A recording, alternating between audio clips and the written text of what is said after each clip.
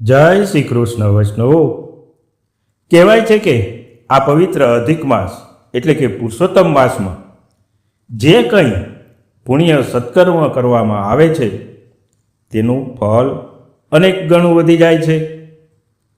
આથી જ તો પુરુષોત્તમ માસમાં ભક્તો વધુમાં વધુ પ્રભુની સેવા, સ્મરણ અને કથા શ્રવણ કરે છે. પરંતુ આપણા પુષ્ટિ માર્ગમાં સેવા અને સ્મરણ એ કોઈ ફળની અપેક્ષાથી નથી કરવાનું, પણ સેવા સ્મરણ દ્વારા પ્રભુ પ્રત્યે આપણી આસક્તિ અને પ્રેમ ઉત્પન્ન થાય એ જ મુખ્ય ભાવના રહેલી હોય છે. શ્રી ભાગવતજીમાં કહ્યું છે કે પ્રભુની અલૌકિક લીલાઓનું શ્રવણ કરવા માત્રથી જીવના સઘળા દોષો દૂર થાય છે અને પરમ ફલની પ્રાપ્તિ થાય છે. તો આજે આપણે પ્રભુની એવી અદ્ભુત લીલાઓનું ચિંતન કરીશું કે જેના સ્મરણ માત્રથી ભગવાન શ્રી ગોવિંદમાં જીવની રતિ અને મતિ થાય. તો એ અલૌકિક લીલાઓનું શ્રવણ કરવા વિડીયોના અંત સુધી જોડાયેલા રહેશો. કે વાલા વૈષ્ણવો, આગળના સત્સંગમાં આપણે 10મા સ્કંદના 5મા અધ્યાયમાં જોયું કે નંદરાયજીને ત્યાં પ્રભુનું પ્રાગટ્ય થવાથી સર્વત્ર આનંદ આનંદ છવાઈ ગયો. એ લીલામાં પ્રભુએ માત્ર પોતાનું દિવ્ય સ્વરૂપ પ્રગટ કરીને જ ભક્તોના ચિત્તનો નિરોધ કર્યો હતો. પણ હવે પછીના અધ્યાયથી ભગવાન કેવળ સ્વરૂપથી નહીં પણ પોતાની અદ્ભુત લીલાઓ કરીને ભક્તોનો પોતાનામાં નિરોધ કરશે.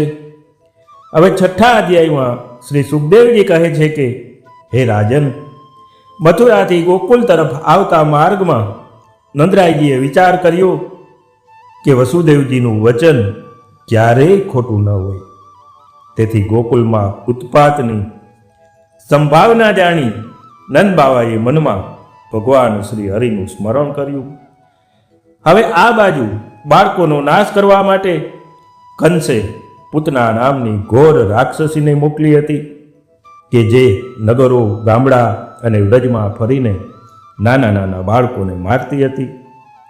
એક દિવસ આકાશમાં પોતાની ઈચ્છા પ્રમાણે ફરનારી માયાથી સુંદર સ્ત્રીનું રૂપ ધારણ કરી પૂતના નંદરાયજીના ગોકુલમાં આવી ચડી.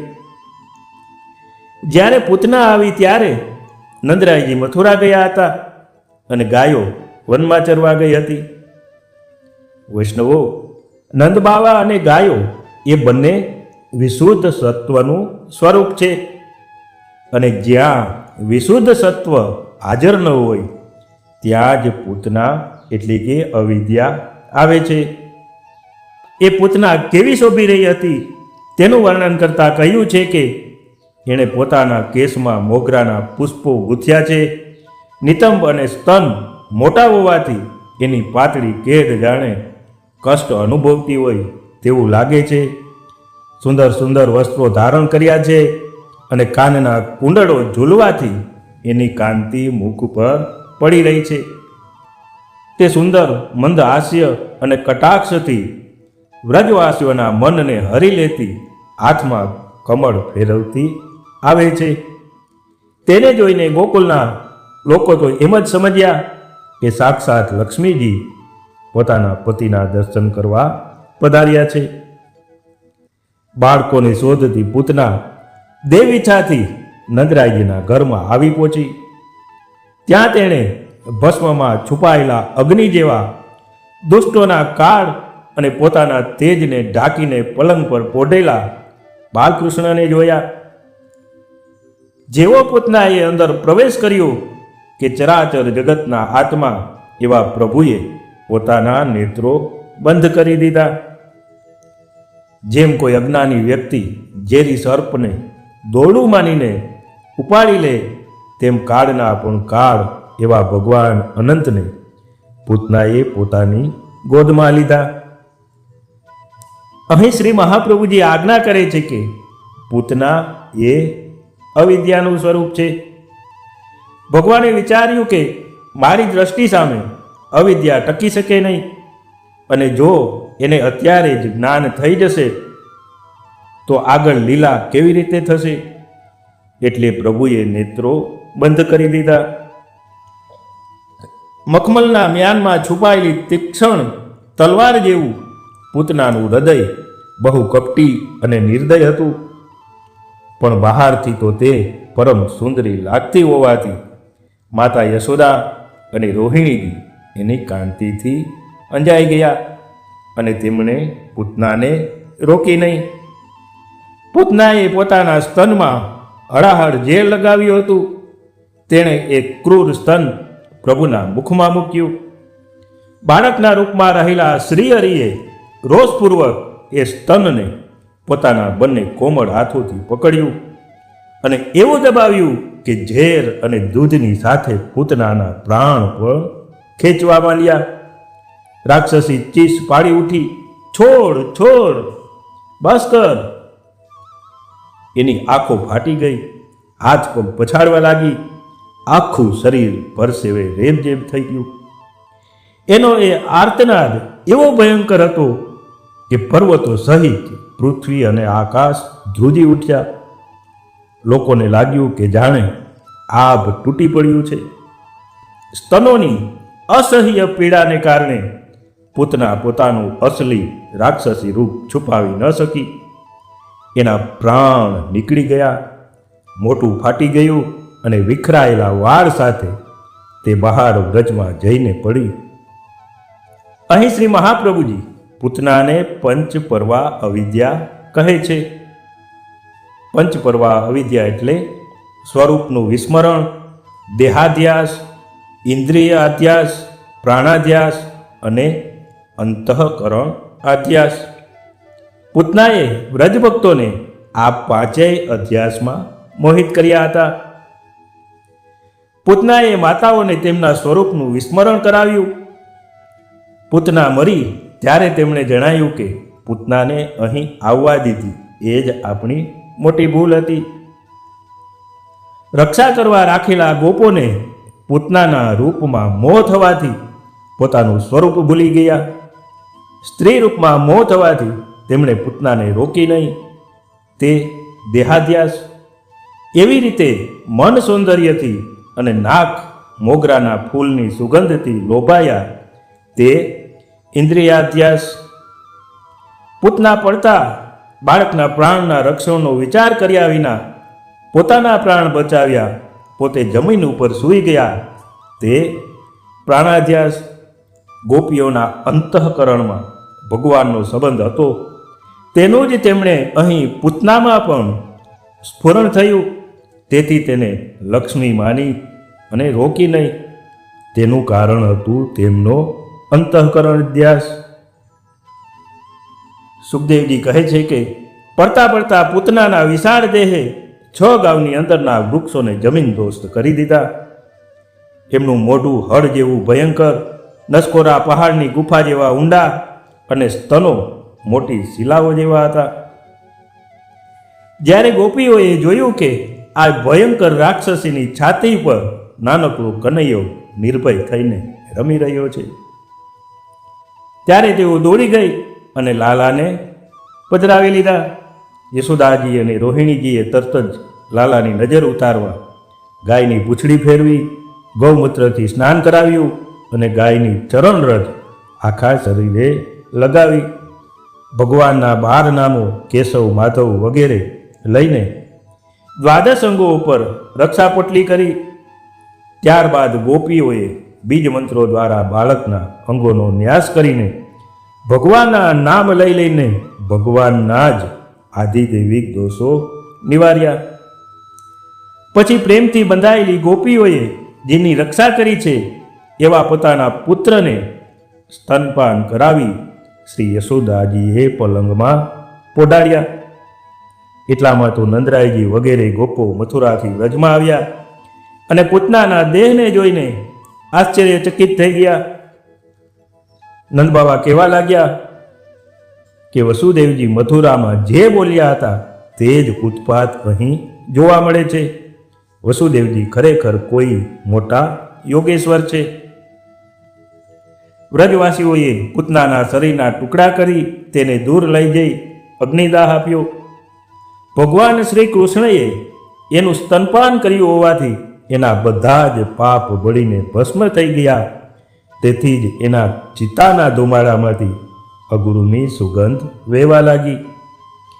જે રાક્ષસી લોહી પીનારી હતી તેણે પણ પ્રભુને મારવાના ઈરાદે સ્તન આપ્યું, તોય પ્રભુએ તેને સદગતિ આપી. જ્યારે નંદબાવાએ પોતાના પુત્રને સુરક્ષિત જોયો ત્યારે તેમણે લાલાને ગોદમાં તેડી લીધા અને વારંવાર મસ્તક સૂંઘી પરમાનંદ પામ્યા. આ 6થા અધ્યાયના અંતે સુખદેવજી કહે છે કે આ પૂતના મોક્ષની અદ્ભુત બાલ લીલા જે શ્રદ્ધાથી સાંભળે છે તેને ગોવિંદના ચરણમાં પ્રીતિ પ્રાપ્ત થાય છે. હવે 7મા અધ્યાયમાં ભગવાનના યશનું વર્ણન કરે છે. આમાં પ્રભુ 3 અદ્ભુત લીલાઓ કરે છે: શકટભંજન, તૃણાવત વધ અને મુખમાં વિશ્વદર્શનની લીલા. હવે રાજા પરીક્ષિતે સુખદેવજીને વિનંતી કરી કે હે પ્રભો, ભગવાનની આ લીલાઓ સાંભળીને મારું હૃદય પવિત્ર થાય છે અને સંસારની તૃષ્ણા મટે છે. માટે મને પ્રભુની એ બાલ લીલાઓ વિસ્તારપૂર્વક સંભળાવો. ત્યારે સુખદેવજી મહારાજ કથા આગળ ધપાવતા કહે છે કે જ્યારે બાલકૃષ્ણ પ્રભુ 4 મહિનાના થયા ત્યારે તેમના જન્મ નક્ષત્રના દિવસે ઔથાનિક ઉત્સવ એટલે કે પડખું ફેરવવાનો અથવા તો ઘણા બહાર પધારવાનો ઉત્સવ કહે છે કે આ ઔથાનિક ઉત્સવ ઉજવવામાં આવ્યો. વ્રજની ગોપીઓ મંગળ ગીતો ગાઈ રહી હતી, બ્રાહ્મણો વેદમંત્રો ભણી રહ્યા હતા. માતા યશોદાએ મંત્રાભિષેકપૂર્વક લાલનને સ્નાન કરાવ્યું, સુંદર વસ્ત્ર અલંકારો પહેરાવ્યા, બ્રાહ્મણોને ગાયો અને સોનાના દાન આપ્યા. ઉત્સવના આનંદમાં પ્રભુને નિંદર આવતી જોઈ માતા યશોદાએ એમને આંગણામાં રાખેલા એક ગાડા એટલે કે શકટ નીચે પુડાડી દીધા. એ ગાડા પર દૂધ, દહીં, ઘીના માટલા ભરેલા હતા. યશોદાજી મહેમાનોની આગતા સ્વાગતામાં વ્યસ્ત થઈ ગયા. થોડી વારમાં લાલનની નીંદર ઉડી અને એમને ભૂખ લાગી. પ્રભુએ રડવા માંડ્યું, પણ ઉત્સવના ઘોંઘાટમાં યશોદાજીને અવાજ ન સંભળાયો. ત્યારે સ્તનપાનની ઈચ્છાવાળા પ્રભુએ ક્રોધમાં આવી પોતાના નાજુક લાલ કુંપણ જેવા કોમળ ચરણ હવામાં ઉછાળ્યા. એ નાનકડા પગની એક જ ઠોકર વાગતા જ પેલું વિશાળ ગાડું આખું ઊંધું વળી ગયું. ગાડા પર રાખેલા દહીં દૂધના માટલા તોડફોડ થઈ ગયા, પૈડા અને ધરી અસ્તવ્યસ્ત થઈ ગયા. વૈષ્ણવો, અહીં શ્રી મહાપ્રભુજી સમજાવે છે કે આ શ્લોકમાં પાદેન એક વચન આપીને બતાવ્યું છે કે એક ચરણથી જ ગાડું ઊંધું વાળી દીધું. યદ્યપિ ભગવાને બંને ચરણ ઉછાળ્યા હતા, કિંતુ ગાડાને માત્ર એક જ પાદનો સ્પર્શ થયો.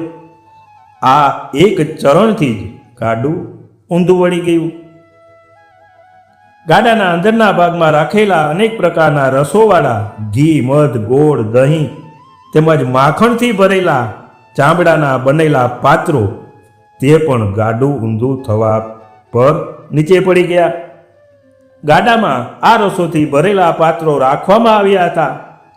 આ કાર્ય ભગવાનને સારું ન લાગ્યું, કારણ કે જ્યારે હું સર્વનિધિ તમારી પાસે હાજર છું ત્યારે બીજા પદાર્થો જે અનિત્ય અને નાશવંત છે તેમને ભેગા કરવાની ક્યાં જરૂર છે? વળી સૌથી ઉત્તમ નિત્ય રસ જે હું છું તેને તો નીચે રાખ્યો છે અને અનિત્ય રસોને ઉપર રાખ્યા છે. એટલા માટે ભગવાને શકટમાં રહેલા બધા રસોને નીચે પાડી દીધા. આચાર્ય શ્રી કહે છે કે ભગવાનથી ઉપર અન્ય રસ પદાર્થ ટકી શકતા નથી. વૈષ્ણવો, આમાંથી એ શિક્ષા લેવી જોઈએ કે જ્યાં ભગવાન બિરાજમાન હોય ત્યાં ઉપર કોઈ વસ્તુ રાખવી જોઈએ નહીં. હવે આગળ સમજાવે છે કે શકટનો બહારનો ભાગ તો રસ વગરનો સૂકો હતો, તે પણ રસરૂપ ભગવાનની ઉપર સ્થિત હતો. એટલા માટે તે સ્વરૂપથી નષ્ટ થઈ ગયો. તેનો એક એક અંગ અલગ થઈ ગયો. જેમ કે એક પૈડું એક તરફ, બીજું પૈડું બીજી તરફ જઈ પડ્યું, ધરી તૂટી ગઈ. આચાર્યશ્રી આ લીલાના રહસ્યને પ્રગટ કરતા આજ્ઞા કરે છે કે જેમ શકટમાં 2 ચક્ર હતા, તેમજ સંસારના કાળરૂપી 2 ચક્ર જન્મ અને મરણ છે, જેને અહંકારે ધારણ કરી રાખ્યા છે. જો આ અહંકારનો નાશ થઈ જાય તો સંસાર ચક્ર જન્મ મરણ નષ્ટ થઈ જાય. અહંકારનો નાશ ભક્તિના એક અંગ એટલે કે શ્રવણથી થઈ જાય છે. જેમ અહીં ભક્તિના એક અંગ સ્વરૂપ ચરણ સ્પર્શથી શકટનો નાશ થયો, અર્થાત કે ભગવાને શકટ ભંજનથી અવિદ્યાકૃત સંસારને નષ્ટ કરી દીધો. સુખદેવજી કહે છે કે આ ધડાકો સાંભળી યશોદાજી, નંદબાવા અને ગોપો દોડી આવ્યા. બધા ગભરાઈ ગયા કે આ ગાડું પોતાની મેળે કેવી રીતે ઊંધું થઈ ગયું. ત્યાં રમતા નાના બાળકોએ કહ્યું, અમે નજરે જોયું છે, આ રડતા બાળકે જ પોતાના પગની ઠોકર મારીને ગાડાને ઉથલાવી દીધું છે. પણ ગોપોને એ બાળકોની વાત પર વિશ્વાસ ન આવ્યો, કારણ કે તેઓ પ્રભુના અદ્ભુત બળથી અજાણ હતા. યશોદાજીએ કોઈ ગ્રહદોષ માની ગ્રહ શાંતિ માટે બ્રાહ્મણો પાસે ફરી સ્વસ્તિ વાચન કરાવ્યું અને લાલાને સ્તનપાન કરાવ્યું. બ્રાહ્મણોએ હોમપૂર્વક ગાડાનું પૂજન કર્યું અને લાલાને આશીર્વાદ આપ્યા. પ્રભુને હવે 1 વર્ષ પૂરું થવા આવ્યું હતું. એક દિવસ માતા યશોદા પ્રભુને ખોળામાં બેસાડીને લાડ લડાવતા હતા. ત્યાં તો અચાનક ભગવાને પોતાનું વજન એટલું વધારી દીધું કે જાણે આખો પર્વત ખોળામાં આવી ગયો હોય. યશોદાજી આ ભાર સહન ન કરી શક્યા. તેમણે વિસ્મય પામીને લાલાને જમીન ઉપર પધરાવ્યા અને મનોમન નારાયણનું ધ્યાન ધરી ઘરના કામોમાં પોરવાયા. હવે પૂતનાના મરણથી કંસ સમજી ગયો હતો કે એનો કાળ ગોકુળમાં છે, એટલે એણે પોતાના બળવાન સેવક તૃણાવર્તને મોકલ્યો કે જે આખા જગતને તણખલાની જેમ ઉડાવી શકે તેવો શક્તિશાળી હતો. તૃણાવર્તે ગોકુલમાં આવીને ભયંકર વંટોળિયાનું રૂપ લીધું. તેણે આખા ગોકુલમાં એટલી ધૂળ ઉડાડી કે ચારે તરફ અંધકાર છવાઈ ગયો. આંખોમાં ધૂળ જવાથી કોઈ કશું જોઈ શકતું ન હતું. એ ભયંકર વંટોળિયો જમીન ઉપર બેઠેલા બાલકૃષ્ણને આકાશમાં ઊંચે ઉપાડી ગયો. યશોદાજી જ્યારે બહાર આવ્યા ત્યારે લાલાને ત્યાં ન જોયો. આખું બ્રજ ધૂળથી ઢંકાયેલું હતું. પોતાના પુત્રને ન જોતા જ યશોદાજી વ્યાકુળ થઈને ગાયની જેમ પૃથ્વી ઉપર પડી ગયા અને રુદન કરવા લાગ્યા. ગોપીઓ પણ ભેગી થઈને રડવા લાગી. પરંતુ આકાશમાં એક અદ્ભુત લીલા થઈ રહી હતી. તૃણાવ્રત પ્રભુને આકાશમાં તો લઈ ગયો, પણ પ્રભુએ પોતાનું વજન એટલું વધારી દીધું કે તૃણાવ્રતને લાગ્યું કે તે કોઈ લોખંડના પર્વતને ઉપાડી રહ્યો છે. તે પ્રભુને છોડવા માંગતો હતો, પણ નાનકડા કૃષ્ણએ એનું ગળું એવું પકડ્યું કે એના શ્વાસ રૂંધાવા લાગ્યા. તૃણાવ્રતની આંખો બહાર નીકળી ગઈ. અવાજ બંધ થઈ ગયો અને તે આકાશમાંથી પથ્થરની જેમ નીચે એક શિલા ઉપર પટકાયો. જ્યારે ધૂળ શાંત થઈ ત્યારે ગોપીઓએ જોયું કે તૃણાવર્તની ભયંકર છાતી પર નાનકડો કનૈયો સહી સલામત ખેલી રહ્યો છે. યશોદાજીએ દોડીને લાલાને હૃદય સરસો ચાપ્યો. વ્રજવાસીઓ કહેવા લાગ્યા, ખરેખર આ બાળકના કોઈ પૂર્વજન્મના પુણ્ય, યજ્ઞ કે દાન હશે, જેના કારણે તે મોતના મુખમાંથી પાછો આવ્યો છે. હવે એક દિવસ માતા યશોદા અત્યંત સ્નેહપૂર્વક લાલાને ખોળામાં બેસાડી સ્તનપાન કરાવી રહ્યા હતા. પ્રભુએ તૃપ્ત થઈને માતા સામે જોઈને મીઠું સ્મિત કર્યું. એ જ વખતે લાલાને નાનકડું બગાસું આવ્યું. જેવું બાળકે મુખ ખોલ્યું કે માતા યશોદાની નજર એના મુખની અંદર ગઈ અને આ શું? સાવિક્ષ્ય વિશ્વમ સહસા રાજન સંજાત વેપથુ હે રાજન, યશોદાજીએ લાલનના નાના એવા મુખમાં આખું એ બ્રહ્માંડ જોયું. આકાશ, સ્વર્ગ, પૃથ્વી, નક્ષત્રો, દિશાઓ, સૂર્ય, ચંદ્ર, અગ્નિ, વાયુ, 7 સમુદ્રો, મોટા મોટા પર્વતો, નદીઓ, વનો અને સમસ્ત સ્થાવર જંગમ જીવો એ મુખમાં દેખાવા લાગ્યા. પોતાના પુત્રના મુખમાં આવું અદ્ભુત વિશ્વરૂપ જોઈને યશોદાજીનું આખું શરીર ધ્રુજવા લાગ્યું. હરિણીના બચ્ચા જેવી સુંદર આંખોવાળા માતા યશોદા ભય અને આશ્ચર્યના માર્યા પોતાની આંખો મીચી દીધી. તેઓ અત્યંત વિસ્મય પામી ગયા. ત્યારે ભગવાને જોયું કે હજુ માતાનો લૌકિક પુત્ર સ્નેહ વધારે છે અને તેઓ આ ઐશ્ચર્ય જીરવી નહીં શકે.